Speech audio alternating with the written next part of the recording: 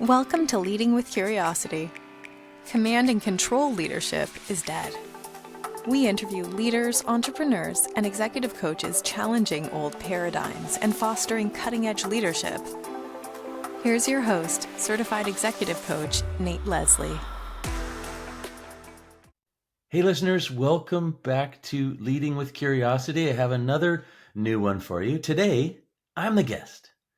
Because just about a year ago, my friend who's with me today, Lars Brüning, was on our episode 53, and that episode and Lars's insights were streamed like 10 times more than any other episode. And so what we thought we'd do today is bring Lars on. He's such a curious guy. He's a coach himself, massive global corporate leadership experience. And so Lars and I get together often and talk about the business and how we engaged with clients and best practices. And we had a chance to work together a few months ago in Switzerland, and it felt to us and to some of our clients like we'd been working together for years. So today, Lars is going to be the host. He's got some questions for me, and I know it's going to turn into a back and forth. So the topic here is really how we can engage with clients over a long term, what a journey looks like, some useful examples of some of the powerful tools that we use. Lars, welcome to your first hosting gig of Leading with Curiosity. Thank you so much, Nate. I have the goosebumps on my skin, I can tell you. This Nice. is exciting. Exciting to be together again with you. And it's true, we met about a year ago. And ever since, any interaction with you has been inspirational to me and very productive work together. So I trust we will enjoy this one and hopefully some of our listeners or viewers as well. Great. Nate, let's just dive into it because as a coach, we are always on the journey. We are never ready with our development. We always look to support others to evolve and develop, to find new options of how to look at things and deal with situations. Yeah. At the same time, we evolve, Yeah. learn, and change. Can you share with us a bit your journey over the past, 12 to 24 months or so of your development, coaching individuals, coaching teams? How is that going? How is that developing? How is it changing? I'll give you a couple examples. One literally was when my mentor and partner, Mark McGregor, said, "You got to meet this guy, Lars. The world is moving to leader as facilitator, meetings becoming workshops, letting the people do the work." And in that moment, I remember I was in a client's office with Mark, with a global company, and I just thought to myself, of course it needs to. And that's the coach approach. Leaders need to take this curious mindset and allow their teams to thrive. So that started my journey with you, and that has really continued to influence how I go about my work. And a few clients having that chance to really kind of give them the absolute best, like there almost are no barriers in the engagement. And so what can we create together using different tools like personality assessments that map the team, culture assessments that really help them see how people are currently feeling and what we can do about it. And then ongoing coaching with some very senior leaders tackling some very real world problems. That experience over the last 18 months has really helped me even see more and more clearly the power of this work and the impact that it can have. Exciting journey. Let's talk about the impact that it can have before we go into the tools. Maybe sometimes it's good to see as what does it really mean? What is the difference it makes for and on people? Yeah. So I know you use a couple of these tools. Maybe you want to go there and well, one example before we even dive into the tool is just using data, right?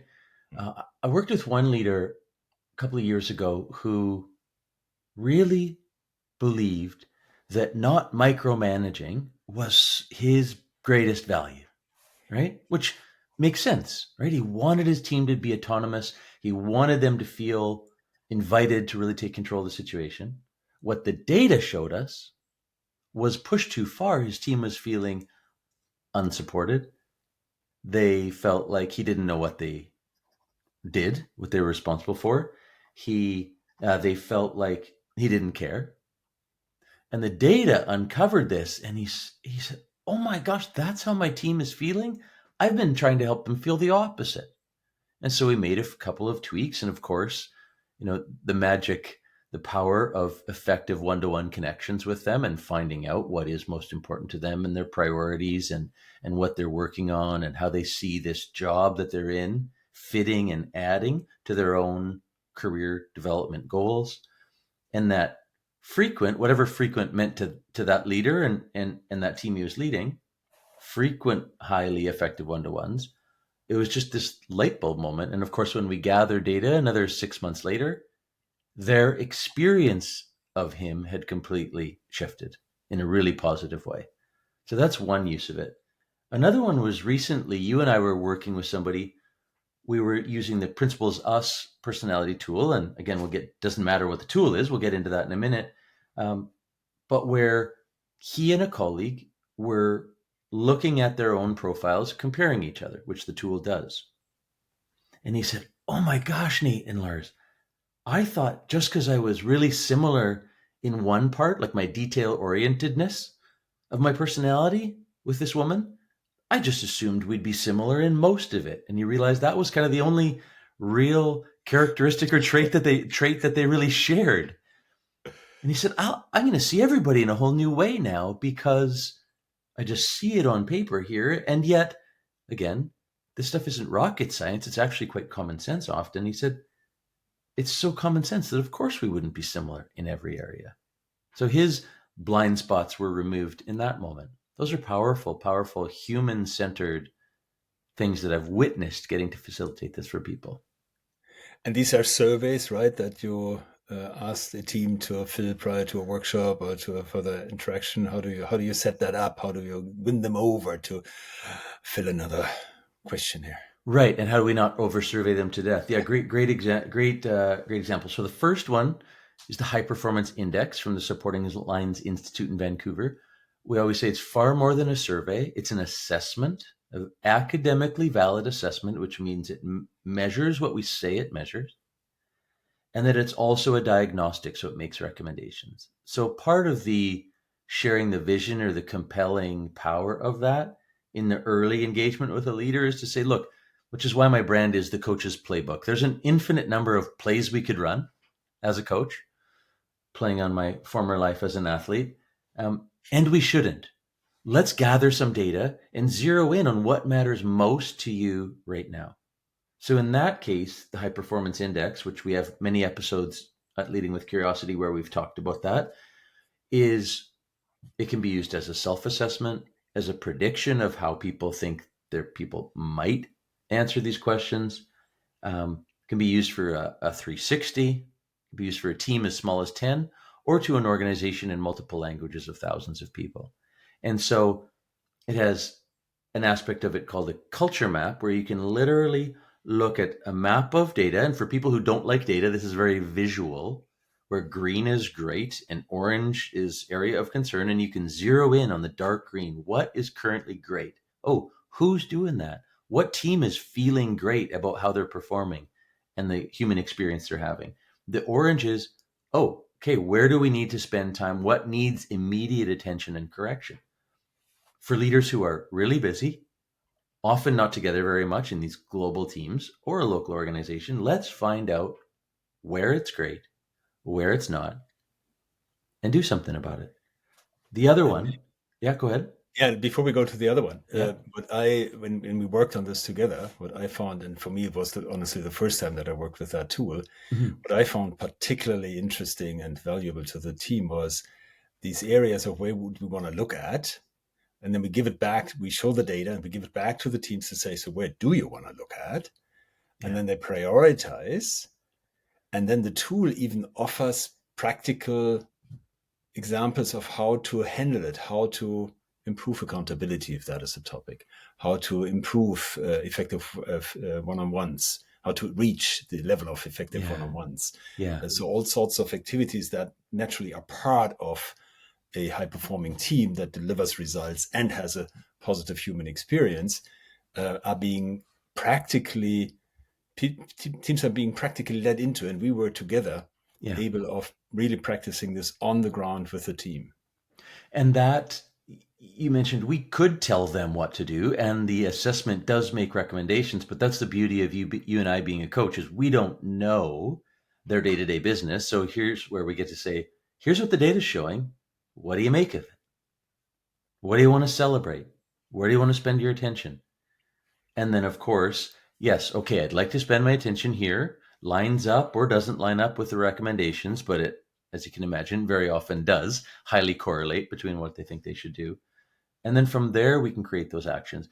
And we're not done there. When we left them after those couple of days, we're not done. And that's, I think, something that's unique about this approach too. It's not a one and done offsite. So they declare some priorities as a team. The leader endorses that from a hierarchical structure. They're all on the same page. And then through continuing to coach the leaders, either one-to-one and in teams, in a model we call the shared experience model, we can keep the engine running on that, keep revisiting it, while as a coach we're helping them explore the challenges they're now facing a month or 2 months or 6 months from now. But we have those overarching themes that we can help them make connections to. And then, of course, best practices, which I'm doing next week as I head back to Europe to work with them, gathering the data again. Where were we at month 1? Where are we at month 7? Where are we going to be at month 13? What do we want to focus on? Are things getting better? Things getting worse? Where is that happening? And so that ongoing nature that a coach can help with versus just a training. There can be great training programs, but there's a difference between a training program and ongoing coach support is really powerful. Yeah, to underline that, and the quote that I'm now going to quote, it could have been from you because it really falls into how you think about that. It's from a very dear colleague of mine that I worked with in the last company I was working in, Ana Lucia, and she had posted that recently, where she said she's sick and tired of these offsites that are being done with teams, leadership teams or teams, where people are completely excited, 2 or 3 days, very good time, lots of good input, lots of great ideas how to do things differently, lots of intention to do it differently. And the next day in the office, often Monday, Yeah, all the old stuff is there and the old behaviors continue and the change isn't really happening. Versus just being with the team and being close with the team and helping the team in the moment that the work is there to do it differently. So being in the team discussions as you do regularly, yeah, and then saying, well, you have these topics, so let's discuss that in a very different way this time than you normally do. And I think recently you told me the reaction of the team was, hey, that was cool. Can we do this more often? Hey, can we yeah, even do that without Nate? And yeah, even though we like being with them, but it's something to celebrate when they feel like, oh, there's a change that becomes real for us. It's useful yeah. for us, and we can make this part of how we operate. So this staying with the team seems to be very, very important. What do you Staying think? with the team, yeah. And I love the provocative quote from your colleague, right? And it's an and, not a but. And I love the power of that offsite. It's what you do with it to keep the wheels turning, keep the train headed down the right track. That's where the power is. It's almost like the offsite's the beginning, not the end, right? And anyone who's involved in change management or change leadership knows using every vehicle possible to continuously share the wins and reinforce the new vision. Just because it was said in an offsite 2 months ago does not mean it's still happening. So that's this coaching thing is a journey, and they'll never remember everything you talked about. So what is the one big thing? Leadership Circle is so great at stating that. What is the one big thing that you could shift, or even one small thing, really? What is the one thing that you can shift in your behavior as a leader that will over time have the biggest impact? Right? It's like 1 degree course corrections. I live in Vancouver, Canada. There's a beautiful harbor with these big ships headed out to the Pacific Ocean. I don't know the math on this, but here's the metaphor I use. A 1 degree course correction of one of those ships that was headed for Korea, ends up in Australia. I don't know if that's 1 degree, but we're looking for 1 degree course corrections and It's definitely another continuous. country, yeah. Yeah, definitely Maybe another Japan country. or Yeah, maybe Japan. Yeah, still different than North Korea, right? Um, And the same goes for the personality stuff too, which is the tool. There's many of them. Both of the tools that we're talking about today, the High Performance Index and Principles tool, designed by Adam Grant and championed through his experience of using other tools, organizational psychologist at the Wharton School of Business with 5 million followers on LinkedIn. If you haven't looked him up, do so. And Ray Dalio. Ray Dalio funded it and is principal shareholder of the company. Ray Dalio started Bridgewater, the largest hedge fund in the world. Anyway, just to give some credibility to that it's very academically valid as well. That's a powerful tool in working with teams, because this leadership thing, as you know, Lars, in your 30 years at Bayer, it's just people working with people. Even if there's robots, it's still people working with people. So this whole person inside out approach is you have to understand yourself better. What are your default characteristics, your default traits where you feel most natural, and acknowledging where are those most useful, and when overflexed, overused, how might they work against you? Starting with yourself, then you see new things as you interact with colleagues and other people. So understanding yourself better, understanding each other better as individuals, impacts the way you work together, humans working with humans. And then finding these areas of, as they call it, free traits, or needing to express traits that aren't quite naturally you. For me, being really tough, right? There are times where I need to be more tough than my default style. There are other people who are really high in toughness who need to find opportunities to be less tough.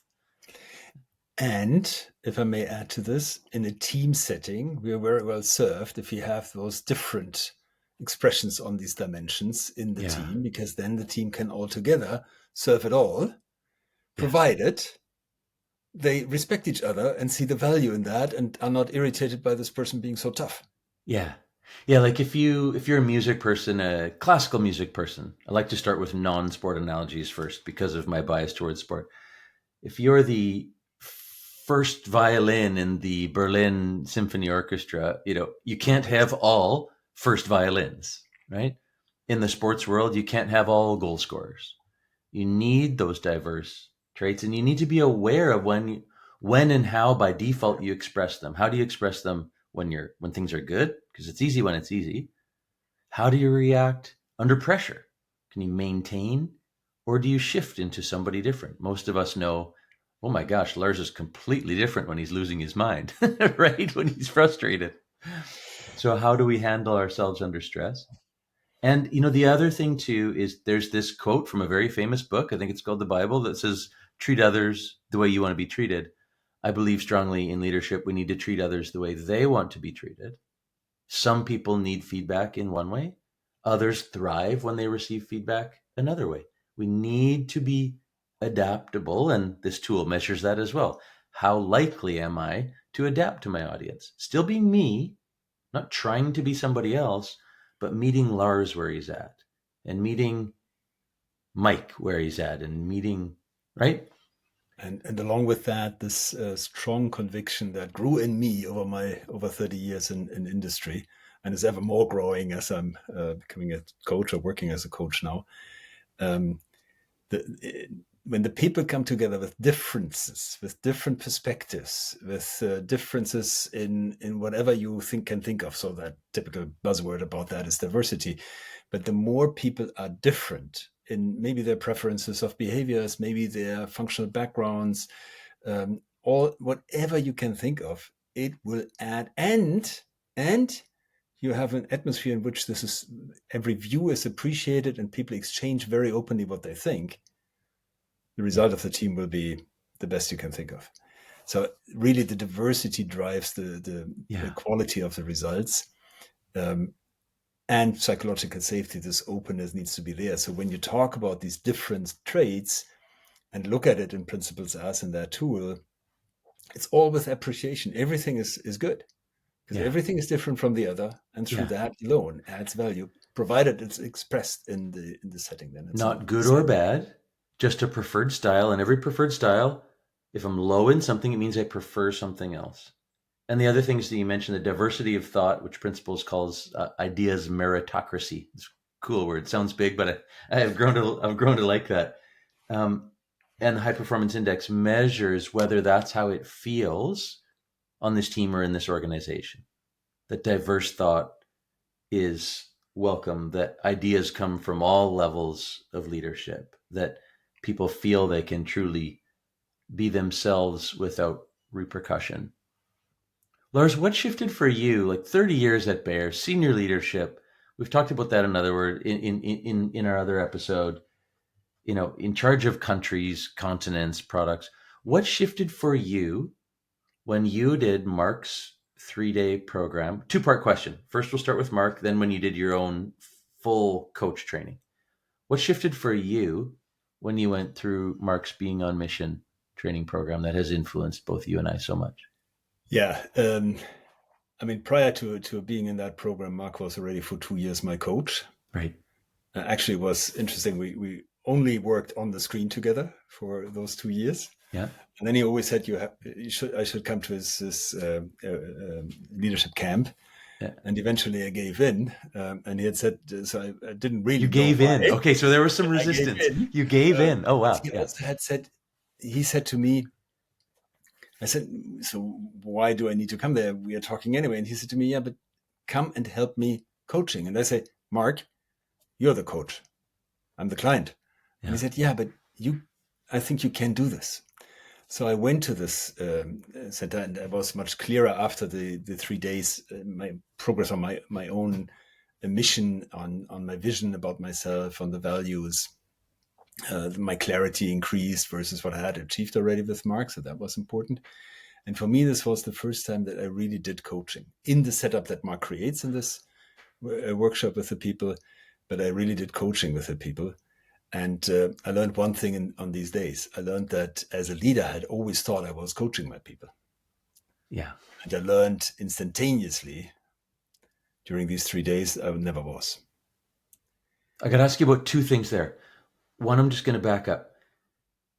I made the false assumption when I was younger that senior leaders at your level of global leadership or a local organization are already clear on their own personal core values, vision, where they're headed, mission, what their true purpose is. And you got more clear, and this was towards the end of your long and storied corporate career. You got more clear on those things there, right? Well, to be totally transparent and honest, it helped me in that transition because I knew I was on the way out. Yeah. And that was all fine and all good, but I didn't quite know yet where this was taking me. Yeah. And through those initial experience with coaching, it became very clear where I wanted to take this. Yeah. So it was also instrumental in my path forward into what I'm now doing and enjoying every day. I had a session today again with a client saying, well, his being triggered by people's behaviors in a certain way has gone away. Wow. Okay. And the second thing is you thought as a leader, you thought you were coaching your people, and you realized through the introduction to coaching that happens in Mark's Being on Mission program, and of course you dove into in your formal coaching training program in Berlin. Tell us a bit more about that? You thought you were coaching them, and what do you mean by that? And what were you actually doing? Oh, sorry for the balloons. Oh, great. Balloons, wonderful. So for the listeners, there were some balloons on the screen all of a sudden. You gave the peace sign. As a leader, I was shifting ever more from being sort of the leader as a hero who says, I know this all and I can tell you what you need to do and just follow me. And then you do this and you do this and you do that. And then we'll be successful together. I shifted ever more to being the leader as a host, bringing together the people with different perspectives, having a very open conversation with them, often really not knowing myself what the right next step was, just listening to the team and seeing that the perspectives came together. And when they made sense together, then I thought we have a solution. This is the way that we should take it. And I thought these open conversations were sort of like coaching, but they were not. And in many situations also where I was mentoring people in the company, I was telling them, you have that situation. I see. Yeah. Look, I have had that too. And here's how brilliantly I handled it. And Mark had this very clear thing. He said, number one, 80% of the time, the coachee speaks, and the coach maximum 20%. Number two, no home movies. Don't tell them your stories. Yeah. They're irrelevant. So I struggled in these situations really, but I said, okay, give this credit. I try this. I don't come in with, I know the situation, which I could have done in some of these situations there because I have seen it quite a few. And I didn't say that. And the conversation, because of the questions I could ask, continued. And I realized it's absolutely not necessary. We think we're being useful. Humans think they're being useful, but they're You hijacking think the you're conversation, useful right? by telling your story, but much more useful is really listening. Giving the other the time and the space, holding the space for them that they can tell their story, and that you listen, that you're genuinely interested in them, and that you understand their problem. So let's prove this. This is what you and I as coaches believe to be true. You just got back from 3 days with a new client. And what was their feedback to you, Lars, on what they appreciated? Thank you, Nate. I told you that before we started recording. Yeah. They appreciated that I was listening well. Yeah. You played back after the 3 days as a mirror, which they requested, what you thought you've seen and heard. And it rang very true because you were listening, really listening. Yeah, I was just curious to understand where they are and to hear what they say. And that's with any coaching situation or team facilitation situation now. Yeah. It's fascinating to go into all these situations not knowing the solution. Yeah. And we find the solution together. Imagine as a young leader, the courage it would have taken, or just the disbelief that that was your role, right? But now that's the magic. That's why I'm podcasting, right? Is the world needs to know that we can let go. Previous guest, the title of the episode is "You'd Have to Be an Idiot to Want to Be a Guru," and she says the more we can admit that we know almost nothing about anything, only then are we truly free. How can you apply that to your presence as a coach now, Lars? I know now, and I think it's also the levels of coach proficiency that the International Coaching Federation attests to people or not. And I'm striving for my initial certification there. But I know now that the more I can pull myself out, the less this is about me, the more it's useful to the other one. Say that again. The more I pull myself out, the more I'm not visible, the better it is to the other one, the more benefit it gives the others, be it a team, be it an individual. You used from hero to host a couple of minutes ago, and when I said I learned about you, there's this guy Lars in Berlin you got to meet, this leader as facilitator. That line, I would say, summed up so succinctly what we're trying to do. The transformation from leader as the hero to leader as the host.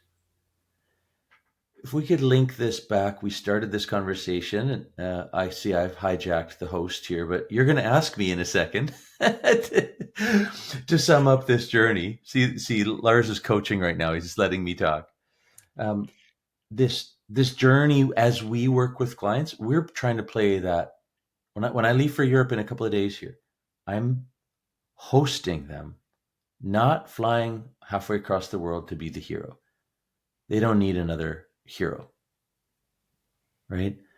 We gather data, we pitch ideas, we listen to what they think they need. Yes, we use some of our experience, if I dare say expertise, in working with diverse clients to maybe make some recommendations, but then let them grab on to things. And then you're hosting the greatest gathering that you could imagine versus running around trying to offer the hors d'oeuvres and clean up the mess and greet people at the door and take their coat.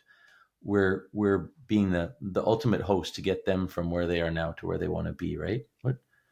What would you add to that? I'm sure that when you go into your meeting next week in Europe, you don't know what the outcome will be of that meeting. 100%. And you will find a good outcome together with the team. And before I got into this work, I thought I had to have the answer for that. Yeah. Right. Yeah. And no matter what you plan, if you're willing to let them lead and you're willing to truly host, that outcome will be more profound and it'll be theirs to own, good, bad, or ugly, right? It'll be theirs to win or theirs to lose. Anything else? Anything else you'd like to ask me today, Lars? I've run out of questions, Nate. I'm just taking away.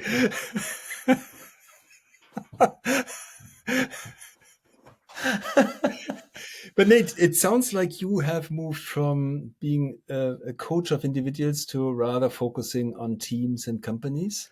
Both actually. Yes, great question. A lot of coaches work one-to-one, and what I'm finding is the power of keeping that leader's team involved. And of course, there's some potential for conflict of interest or trickiness. So sometimes, for example, I bring you in as a coach of one of those leaders.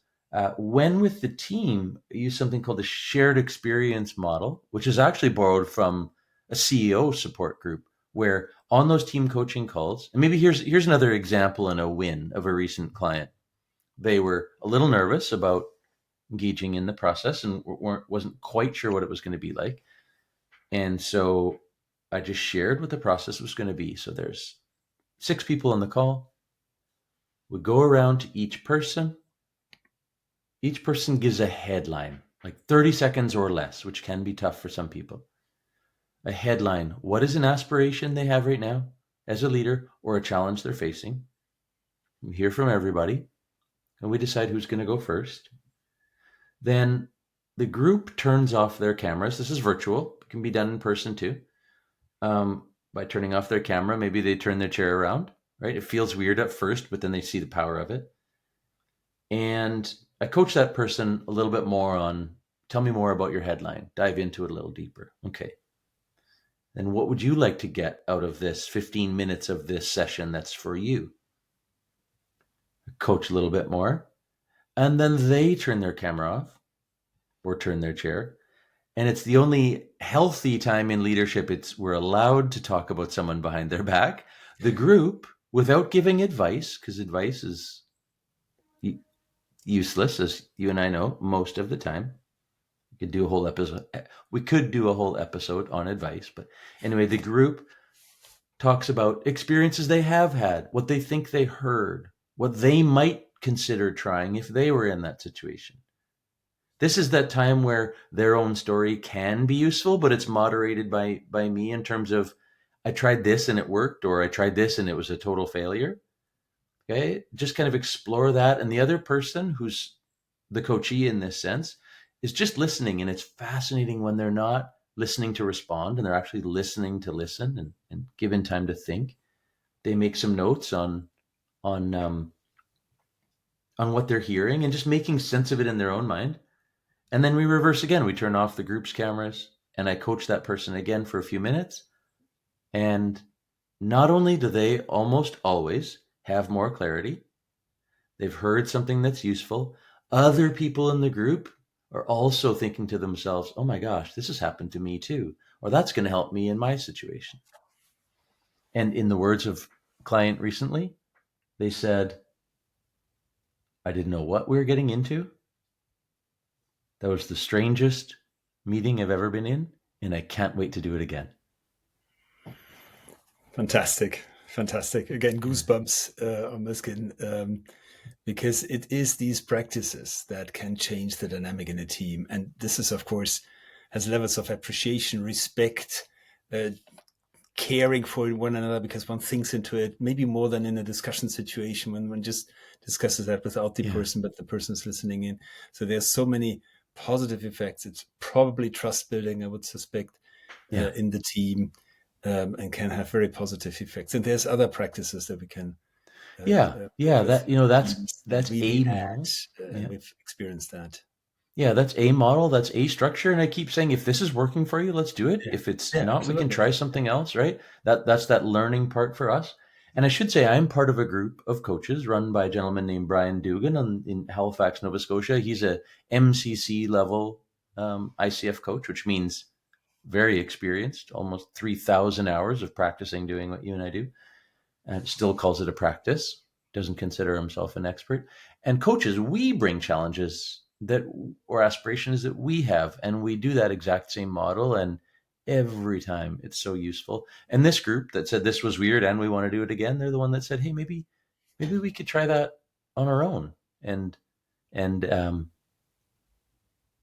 how inspiring is that they even want to try, right? That they're willing to work in new ways that can be more efficient and effective than how they currently run meetings.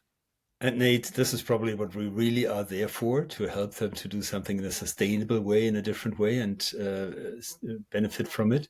Yeah. And isn't that a fantastic way of closing this? We were sharing thoughts together, I guess. That's what it was in the end. I enjoyed this session very much with you, Nate. I thank you very much for being my guest in this podcast of yours. And I look forward to all further collaboration that we will have. And I'm very sure it will be inspirational and beneficial. Thank you very much, Nate. Thanks for hosting, Lars. And we know we have more topics to cover, so this won't be the last time that we do this together. Thanks, Lars. Thanks for listening to Leading with Curiosity. Please share, follow, and rate the show so that other leaders can make positive change in the world. Connect with Nate at nateleslie.ca. And remember, the brain behaves very differently when encouraged to think rather than told to listen.